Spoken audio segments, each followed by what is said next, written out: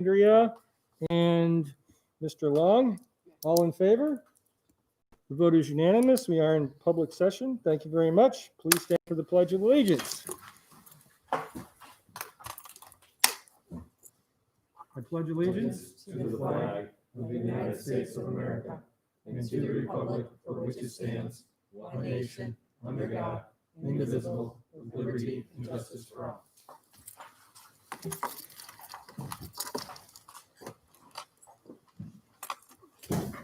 Good evening, everyone. I would like to present Mr. Hamill for the GC Pride Awards.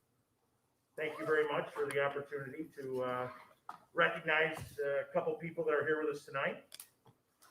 So I'm going to start with Tracy Vander, who is our teacher leader in the Counseling Center. Over the last 5 years, I've witnessed a transformation in our counseling department. There's more communication and meeting time with our mental health team to address the growing mental health needs of our students and families, and more communication and representation on the scheduling team during the construction of the comprehensive schedule. The counselors are pushing into classes throughout the year, holding more individual student meetings, holding informational nights for specific classes, to provide age-appropriate and relevant materials, including more opportunities for students to engage in the college selection and application process, and increase the visibility of our counselors to our students and staff. We continue to offer programming and assemblies on the dangers of addiction and dangerous behaviors, and we partner with local, county, and state agencies to get the message out. There have been changes to the assigning of counselors to minimize transitions for students and their families, and we've added evenings and virtual accessibility to accommodate working parents. There have been changes to the counselors themselves, and we were able to attract new counselors who bring new ideas and experiences to the table that can help our students. Many of the changes that have taken place over the last 3 years have been under the leadership of Tracy, who took over the teacher leader role at that time. She's helped us to develop a better understanding of what counselors can provide to our students and families, and has mended many fences with the teaching staff. Being a counselor is a tough job, and I believe that we have the right person helping to steer the ship and will continue to move us forward. Tracy, thank you for your work, not only the extra days and nights this summer you put in to ensure that we were ready to open, but also for your vision of where we need to be in supporting our kids. Thank you, Tracy Vander.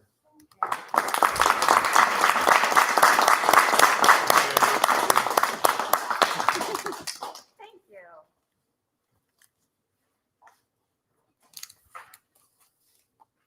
Now our second person. This is Nancy Truly. She is our building secretary at the high school. When I took over the role as high school principal, I was jumping back into a role that I had left a couple years earlier at another district. I knew the key to my success would be based on gaining the confidence of the students, teachers, and the overall community, but also having someone I knew I could trust at my side. I can tell you that Nancy Truly is a diamond in the rough and holds a skill set that is way beyond her civil service category. Nancy is detail-oriented, which many of you here is an area you can attest that that's where I need a little guidance, you know. I say I'm the macro and she's the micro. She does all the others. So she is very tech savvy, and as anyone in the building, as tech savvy as anyone in the building, and can find solutions to almost anything, many times before I can even get the question out. She's the heartbeat of the building and holds people to a high standard, including myself. And there are many times where we're behind closed doors where she challenges me with a question and or a concern that will impact the building. She can provide varying perspectives as a building secretary. She can reflect on her previous role as a grade level secretary. She can provide a mother's perspective, or she will just make sure that I'm heading in the right direction as a teammate. Nancy does the right thing all the time and has the best interest of the district, the building, and most importantly, our students in mind. People make sure to stop in to say hi, show her pictures of her family, kids, grandkids, pets. Nancy loves them all. If you want to know if Nancy has made a difference in our community, ask someone if they appreciated graduation last year. When times were tough and changing fast, she stepped up. Be in the main office when a student from one of her graduating classes from the past comes back to say hello and tell her about what they're doing. And I'm not talking about the kids who had it all. I'm talking about the kids, she influences them all. And I'm talking about the kids who had to make changes that would save their lives. They can't wait to see her because they know how proud she'll be. When people say it takes a village, I put Nancy down as the town square. This is the place that stays grounded, where everyone is important, the place where people can come to share and celebrate, and the place where you will get the truth because she knows that's what you need. Thank you, Nancy, for the impact you've had on the Gates Charlie community and the work you do every day to support us. Nancy, truly.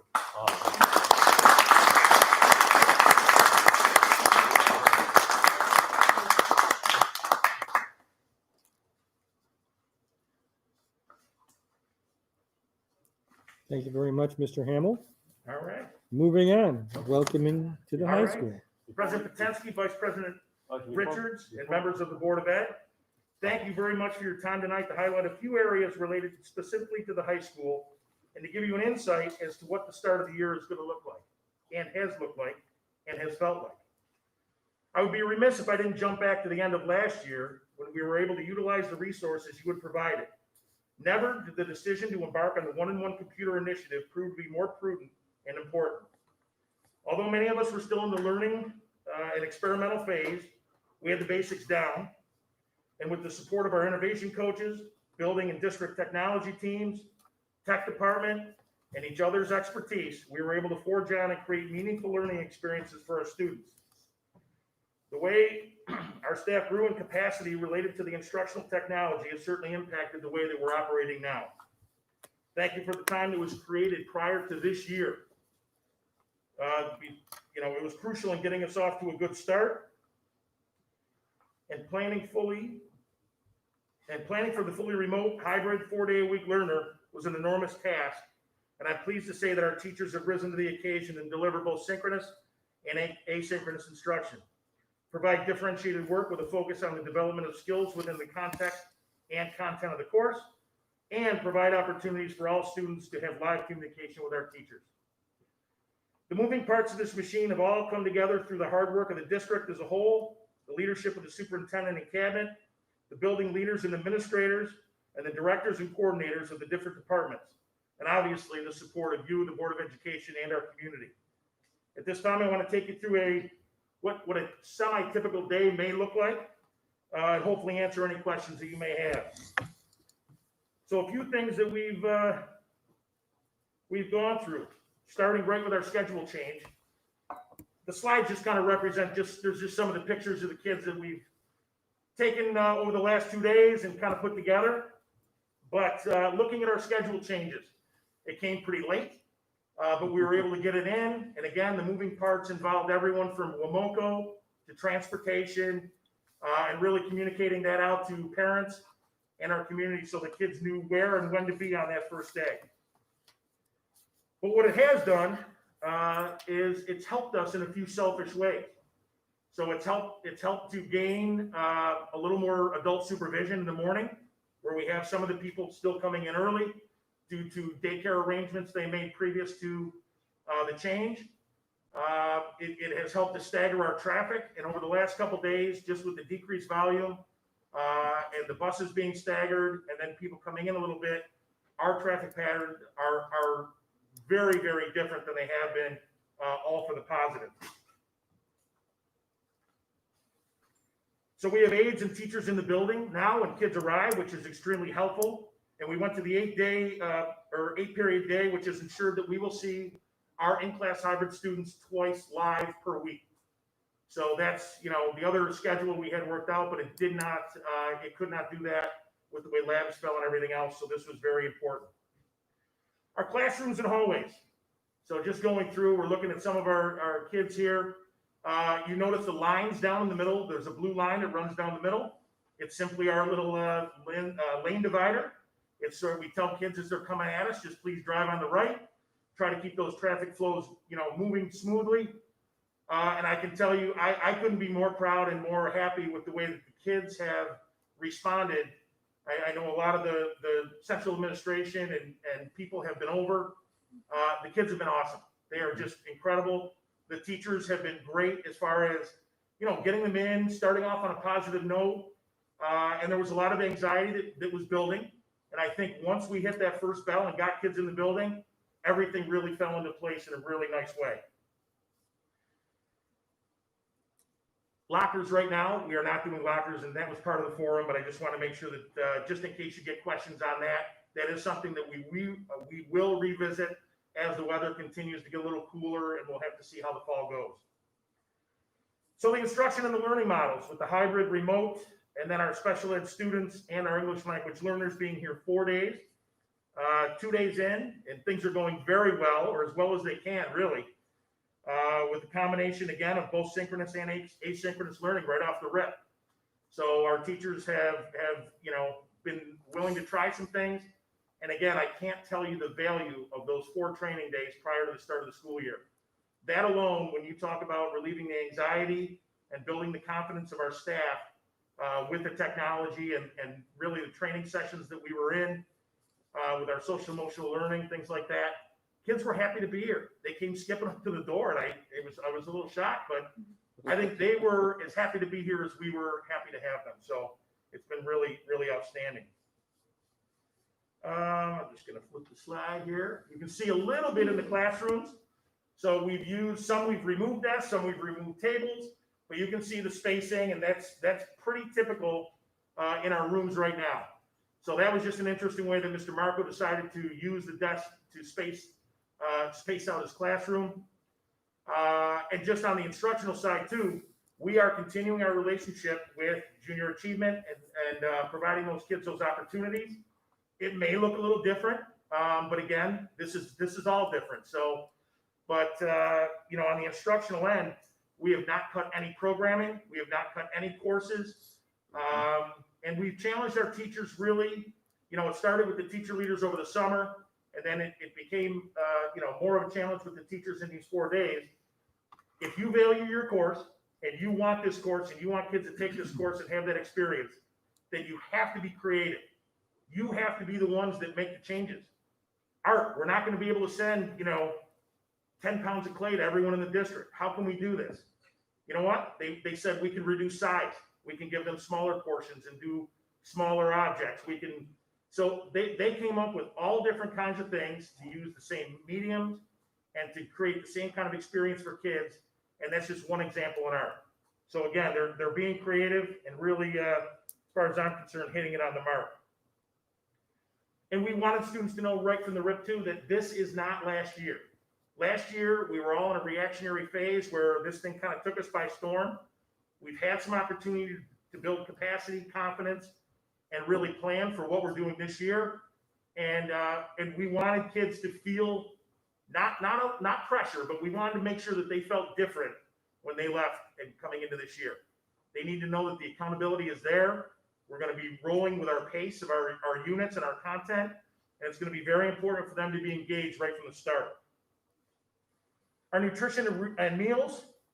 I'm trying to think I have a, sorry, I didn't.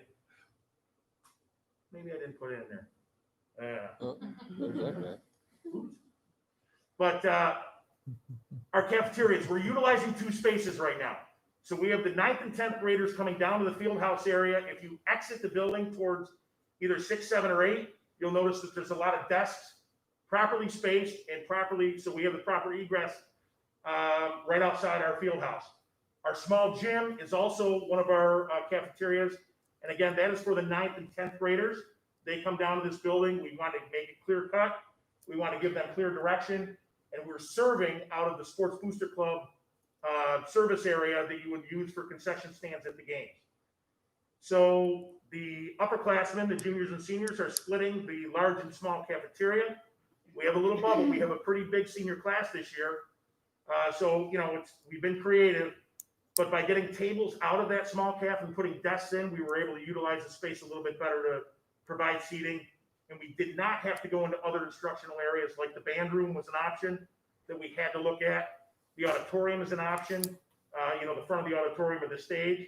But again, we still have some things in there from last year so luckily we didn't have to go into those areas. I said classrooms and hallways again. Looking different, and it's been interesting too because we made a big push to go with tables in a lot of classrooms, and now all of a sudden those tables, some of them don't allow us to space as well as some of the others, so we've had to mix some desks with tables and do some different things. So you can see there's Mr. Esposito. He was just so happy to be here. I had to put him in there just to kind of spice up the day. The other incredible thing that's taking place with our nutrition program is having the free lunches and breakfast for the kids. That's a huge opportunity. We're trying to get the word out more. Some kids are just, they have a bowl of cereal at home and they get here, they're just not that hungry. But I have a feeling once kids really understand what they can get here on a daily basis, they'll be taking more advantage of it.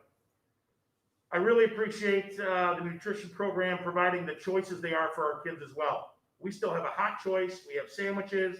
There are pre-made salads. So I know a lot of other schools that are just basically, you get one or the other and that's it. We get about 4 different choices. And it's, I haven't heard one complaint about the food. So again, this is something that I know they had an unbelievable summer in providing meals to our community and other communities, but they've really stepped right in and just hit the ground running as far as providing that for our kids as well. Just again, some other slides from some classrooms so you can see what it looks like for our kids sitting in those desks and what it looks like for our teachers providing that instruction. Very different, masks on, things like that. It's the world we're in. So kids know we're using the word together and we a lot, so that this is, there's empathy here and we know exactly what everyone's going through. One thing I did want to talk about with I mentioned we have not, cut any course offerings at this point, and that includes our AP and dual credit. So some of the colleges, Roberts Wesleyan in particular, has put a restriction on so that if our kids are fully remote, they would not be eligible for the college credit option, but they can still, that is a AP/college credit course. So those kids would still have the opportunity to challenge that AP exam and try to get credit there. We're working with the other schools, and it's really it's a lab piece at this point, and it's really linked to a lot of the sciences. But again, we're still running them. The rigor of those courses is important for the kids moving forward. And again, they can still earn credit through the AP. Sports clubs and activities. We got great news, last week from Dr. Irving as far as getting some of our programs up and running. So we're very excited. I can tell you that when you really peel this thing down and you don't have all the layers in the high school, it's great. We've had 2 great days, but I'm already getting bored. All right, there's got to be some more action. And that after school action is sometimes the carrot that dangles in front of us that we need just to get through some of the days. All right, so we're hoping that when the kids get things rolling, it's going to be fun to get back out there and utilize our beautiful facilities. And again, we'll play it by ear. And one thing we keep coming on the announcements and telling kids, the more that we can wash our hands, wear our masks and distance, the quicker we can get back to what we thought of as normal or close to that. We are running some of our programs though, some we just have to, as far as the things like our National Honor Society, class advisors, things that we need to keep moving forward. So a couple of those clubs and activities are still running. Transportation has, I think we're communicating more with transportation now than we ever have. We're communicating more with the middle school than we ever have. So I'm generally a silver lining guy, and when I can look and I get a call from Dr. Buckshaw or someone over there, they're generally very constructive calls that we're avoiding problems together. We're working together on scheduling. We're trying to be more preventative than we've ever been, which is also creating some efficiencies in what we do. So again, everything is moving in a very good direction. Time changes, have affected transportation, but we're working through it. They've been flexible. We're running through a couple of WMOCO cycles just to see exactly when and where we're going to be picking those kids up and dropping them off. So, we've asked the parents to just kind of, just work with us on this. Give us this week to kind of tweak things. But again, even taking care of the private parochial school kids and not having them in our building in the morning, because that was a concern. With those kids wait in our lobby, and now all of a sudden we have a large group of kids who, don't necessarily go to our school. We don't know them as individuals. We want to be respectful, but yet again, we would be responsible for distancing and everything else in monitoring and supervising those kids. So again, that's just a few ways that transportation has helped us. Our first Wednesday is tomorrow, obviously, so we're excited to see how our office hours go. And really we've been encouraging our kids to make sure they log on, get into that Schoology, your course of Schoology, and see what they have planned. So again, the instructions for tomorrow were to log in, check things out. Some might just be checking in, but then utilize the office hours that are in place to make sure that they can ask those specific questions in person that they may not have that opportunity to do in the day or the day before. So our goals, we're working to increase our graduation rate. We're improving academic achievement. We're going to continue building those strong relationships and gaining the confidence of the community. Last year was a huge anomaly without regents, things like that. We'll have to wait and see how things unfold here. Let's just hope and pray that we get a chance to get back in, and have our kids here in person full time, and really, end the year on a strong note. And then again, I just think about what my job, reflecting in all of this is really, obviously, we're here to keep people safe. We want to provide a robust, relevant, and fun learning experience for those kids that they can take forward, maybe spark some interest in those careers. We want to represent you and our community in a positive manner. And probably the biggest thing is create opportunities for our kids. We made a decision to run the courses that we had in place because we feel their value in the experience they get, regardless if it looks exactly like it did last year or not. So again, creating opportunities is a big thing. And then the last thing I want to end on is just, really working through and rallying behind our seniors. Last year's seniors got dealt a raw deal, and they did their best, and we made it the best we could for them. I think they appreciated our efforts. We appreciated their flexibility. But again, it was just a tough year. It's not the way any of us finished our high school experience. But I want you to think about what the juniors felt like last year at the end too. They lost their prom, okay? They lost some social things. And what the seniors had last year that our kids don't have this year is the start of school. Because those seniors marching in on the first day, I usually have to get here at like 4 o'clock, tell them to put the barbecues out put the hot dogs away and everything else. But there's something about that first day. And our kids didn't get that same kind of experience. I'm worried that our kids aren't going to get their homecoming. Then we roll into Halloween and Christmas. And, there's a lot of things about high school that you don't forget or you don't remember. But there's also things you don't forget. And those memories are tough to recreate. So again, we're going to stay creative. We're going to keep getting after it. And we're going to recognize that these kids are starting off a little shorthanded. So any ideas, any support along the way, we're going to, we may come asking, but again, it's for the kids, and it's really to make sure that they know that graduation is right around the corner.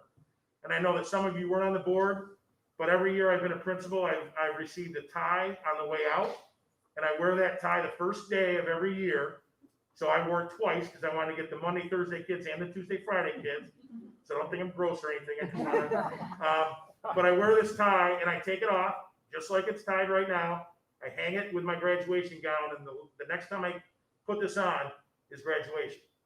So I hope our seniors get what they have coming to them. I hope they end on that positive note, and I hope that we can provide that experience for them throughout the year. Any questions? Questions? Great job. Great job. Thank you very much, Ken. Thank you. Thanks for the time. Thank you.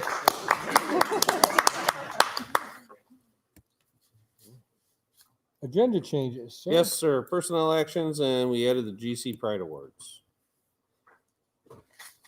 Okay, thank you very much. Moving on to board president comments. I want to say thank you again. I recognize that it is not easy to make it look easy these first few days. The effort that everybody has put in, everybody, to make this a very seamless beginning of a school year during a very strange time is amazing. And I just want to make sure that everybody knows that we at the board appreciate everything that you've done and everything that you continue to do. And please share. Moving on, points of interest. Do we have points of interest? No points of interest, Katie? We started school. Our kids had their first 2 days. That's been our whole world. Interesting. Yeah. Thank you very much. Yes. Any other points of interest? Okay, moving on. Reports of meetings. Frank? And we had the first Monroe County Legislative Committee meeting, and we started to come up with some goals and objectives for the year. Obviously, until the election in November, we don't know who's representing our district in the Senate and the Assembly. So we're probably not going to Albany very quick. Maybe in March. All depends on how well the new people settle in. The last time we had this happen, we went to Albany and they had no idea what they were doing. So that's always a problem there. We are going to be meeting with the local regents in November. So rather than, we know who they are, they'll be coming to one of our meetings and be discussing that more than anything else. Other issues that came up were, obviously, aid from the federal government to help us out with the COVID cost. Nobody seems to think it costs us anything. It just needs to be prevalent that we're saving all this money, because we don't have kids in school totally. Well, that's not the way it is. So that's going to be a talking point, possibly, to our parents and our community. So, any questions about legislative items or concerns? If you have anything, just let me know. Okay, thank you. Thank you very much, Frank. Any other reported meetings? And for the record, on your comment about not spending money because we don't have kids in school, I just want to point out, I have never seen our administration, staff, teachers work harder, put longer hours in preparing for getting us back to school than any other year. So while we may not have had students, we've had people working longer and harder than they ever have. And I just wanted to make note of that for the record. Moving on, visitor comments. No visitors, no comments.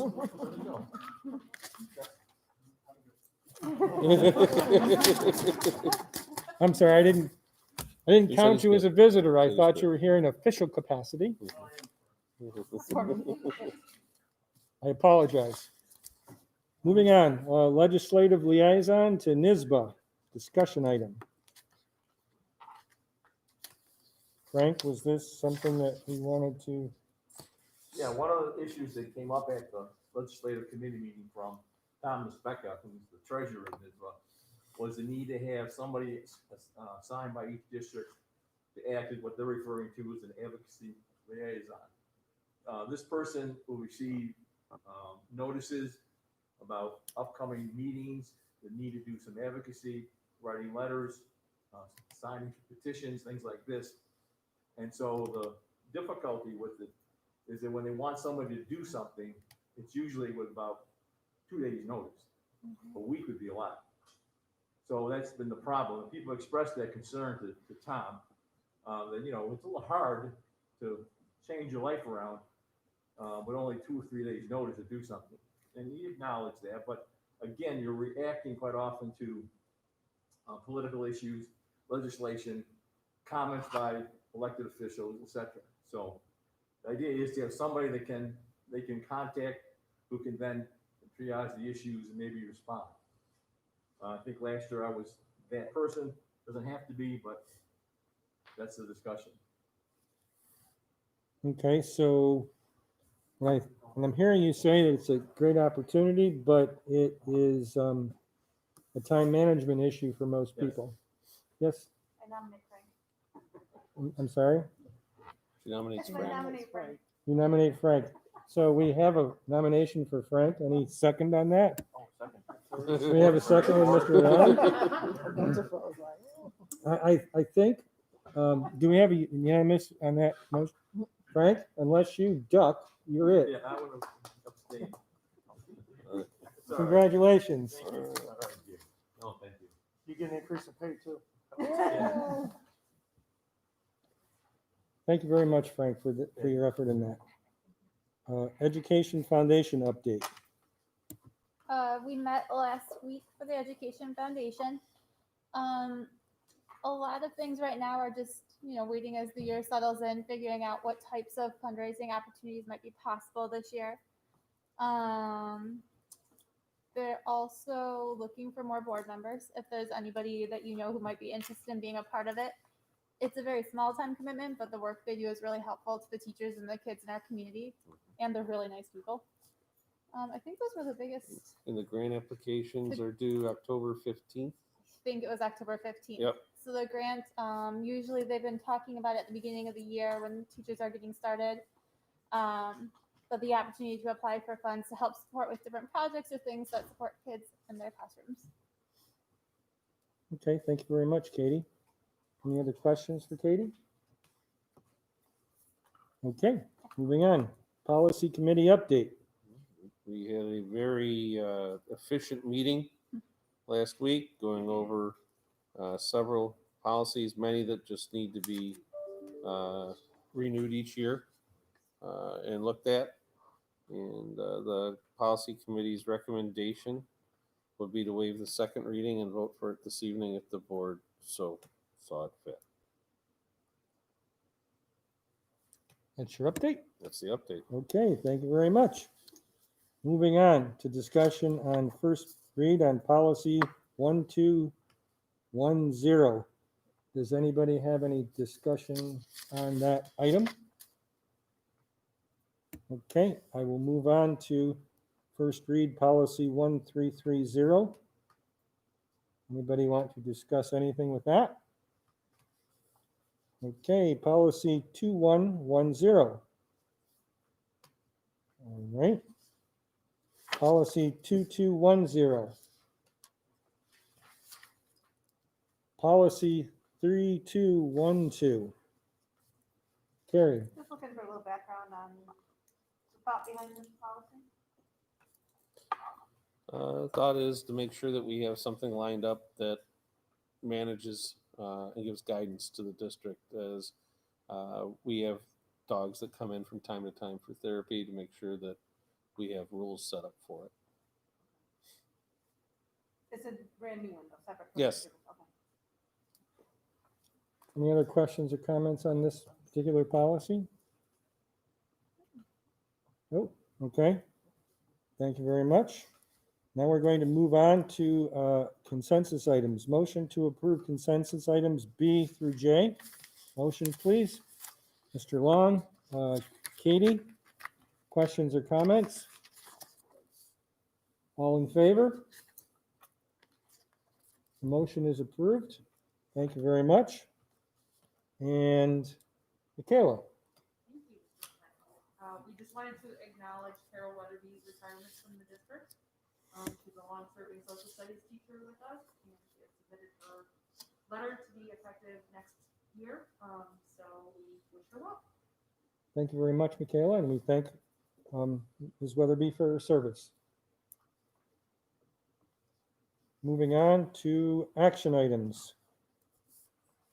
Motion to approve a separation agreement between the superintendent of schools of the Gage Valley Central School District and an employee of the district as discussed in executive session and executed on September 15th, 2020. Motion, please. Andrea and Carrie, questions or comments? All in favor?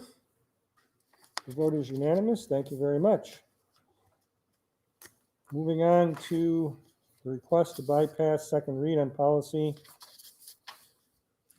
Actually, let me roll this up. We have multiple policies, 1210.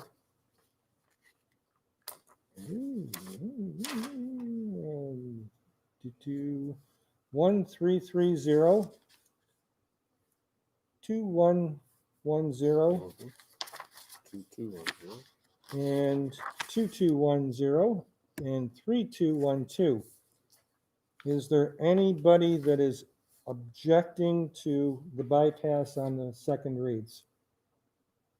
Okay, then we're good to go. And on those same policies, do we approve those policies? Motion to approve all of the aforementioned policies. Dr. Richards and Andy Bailey, questions or comments? All in favor? The policies are approved. Thank you very much.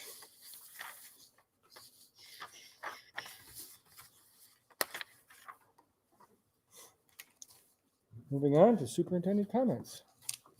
As Principal Hamels shared earlier, we were very thrilled to find out finally last week that we'd be able to offer free breakfast and lunch to all students at least through December 31st or until the federal money runs out. It's great news for our families and students. Also, remote families, when students are home, whether in hybrid or full remote, are eligible to come pick up it every day from 12:30 to 1:30 on Monday through Friday at the middle school. So again, we'll be able to take care of our community throughout the fall. So we're excited for that, and we hope it does get renewed by whomever is in charge after November, so that we can continue that for our community. It's a great resource for us. And again, it's a great opportunity to take care of our kids. Very excited that finally we can announce that athletics will be allowed to start for us, which will be varsity and JV on the 28th with practices. We'll play primarily a Monroe County kind of schedule. Modified will be able to start on October 5th. Unfortunately, the state decided to put football, competitive cheerleading, and volleyball to a March 1 start for the fall 2 season. So they'll be playing at that time. Family ID, our system to register to play, has been opened, and we've got people putting in to be able to play this fall, which is exciting. You know, we're hopeful that some of our other fall athletes that their sport got moved to the fall 2 season will choose to participate on some of these other teams and be a 4-sport athlete, which would be pretty neat. Our winter season has been pushed back to start on November 30th to allow for this late start for our fall athletes. And the spring season has been pushed back to start on April 19th from March 15th. And this is going to evolve as we go. I'm at a Section 5 meeting tomorrow to discuss all this, as I'm one of the 2 superintendents on the Monroe County League Executive Council. We'll be there representing Monroe County on tomorrow. So it'll be interesting to see where that evolves to. As I shared with you previously, last week, we learned on Tuesday at noon that the governor decided we would have to report for a school COVID-19 health report card each day. About 12:30, we got an invite to a webinar at 1:30 to tell us that we had to turn all the information in by 5 o'clock that day, and then 3 o'clock every day. Basically asking for our in-person or hybrid learners and teachers to report any of them that have come down with a positive test for COVID-19 each day.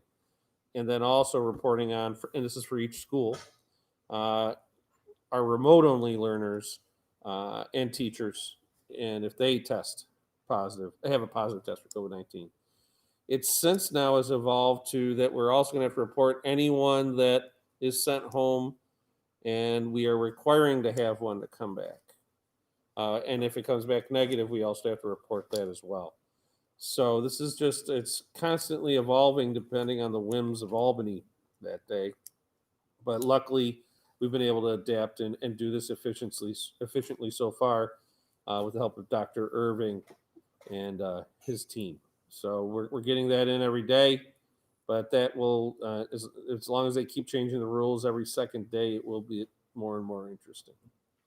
Last week was, you know, as Principal Hamill shared, we made a decision once we knew we were opening in a hybrid model to change our calendar to provide 4 days of time for our faculty and staff to get trained in technology in social emotional learning, and the enhancements of our health and safety, and to support the social emotional wellness of all. It was a very packed week, but it was a very necessary week to help build that foundation to the start of the year. We emphasize with our faculty and staff that we know it's not perfect at the beginning. It never is at the beginning of the year. And there's going to be some blips. There's going to be some things that don't work right away that we'll get better at. And I think the tremendous job our tech team did in rolling out how to use Microsoft Teams and Schoology was great. Carol and her team went and showed how you can do these blended hybrid and remote learning ideas in the classroom to give options for our teachers. And just talking about the issues that are going on in our society now and how we're going to deal with that and have productive conversations with our students. A lot of thought went into it, and our team that put it together did a great job in making sure all our staff had a foundation to start the year off. And again, the theme was GC Cares: collaborate, advocate, revitalize, enhance, and support. So it was a powerful week. It meant sacrificing days down the road for conference days, but we believed and thankful for the board's support that putting those 4 days together gave us the best chance at having a positive start. Our health attestation, again, another mandate from New York State is we have to have everybody, students and staff, take a health attestation every day to say that they don't have a fever and are okay to be here. Dr. Irving and his team have done a great job of working with our vendor Qualtrics to get this going. There's been some blips to it. Some people did not get the emails right away. Every night we're uploading it with new information and fixing it. For example, we learned some people with last names that have an apostrophe or a dash in it were being bumped out for some reason, so they're working on fixing that. And again, anytime you roll out a program of this size, there's going to be some glitches. Luckily, each building is prepared for that. If those kids come in and didn't have it with their family, that our nurses are able to check them and make sure they're okay. So we're working through it, and it's getting better each day, and we're looking forward to when it's fully running. And it will be shortly, but again, we ask for people's patience. If they're not getting the email, to make sure that they contact their child's building, and we'll make sure that the email we have for them is the correct one that's in the system. And we've asked multiple times over the summer for people to go in and update their information so that we can make sure that we get that to them. And again, tremendous work. They're on all weekend with the company as well, and will continue to be until it's up and running well. I'm on the Gates Charlie Chamber of Commerce Executive Committee, and we met today, and I shared about the kickoff to the school year, how we're excited for all the kids and staff to be back. And it was a great meeting, but it was also a little sad hearing about some of the businesses in our area that didn't make it through COVID. And then talking about how we can promote things to help those that are struggling to stay in business, and talking about the great community we have. And so they're, invited them to, recruit our kids to work in their businesses, and also that we would pledge to work alongside them to help in any way we can. We're going through this interesting time, and for some reason at our state level, we keep getting threatened to have our state aid cut. Right now, they're doing these freezes where they send you a check, but they keep 20% back, saying, "Oh, it's not cut," but it could be. And so I've been sending letters out to our federal legislators and contacting them regularly and talking about they'll bail out the car industry, they'll bail out banks, they need to bail out our education system. If we're truly the backbone of the economy that they consistently cite in their speeches, whether from our governor or at the federal level, put your money where your mouth is. Because a 20% reduction for our district in aid would be $8.4 million. 8.4 million means massive cuts to the point of, do you stay open?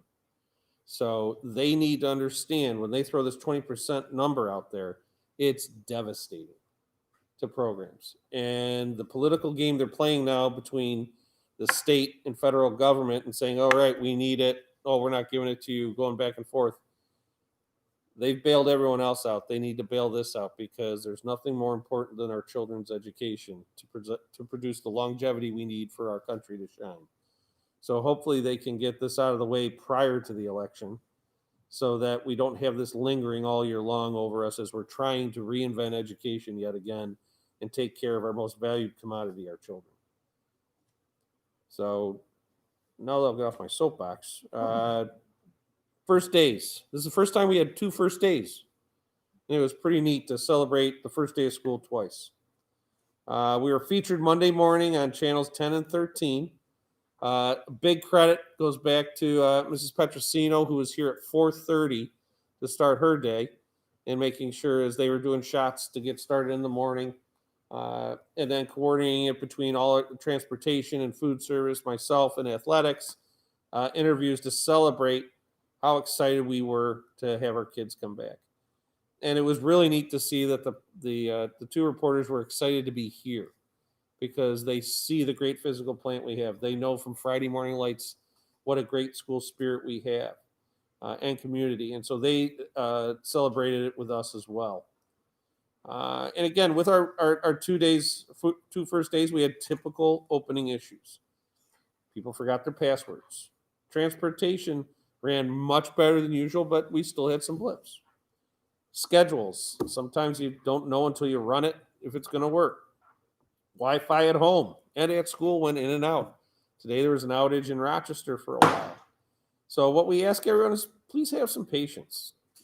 Every other year there's blips at the beginning of the year. This year is no different. We can plan all we want, but until you flip that switch, it's impossible to account for all the possibilities.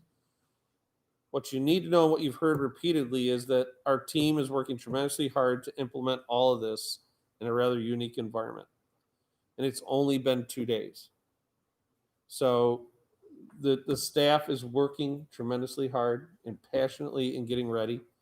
And this week's theme, as we shared out multiple times with our community, was about building relationships and establishing practices in the classroom.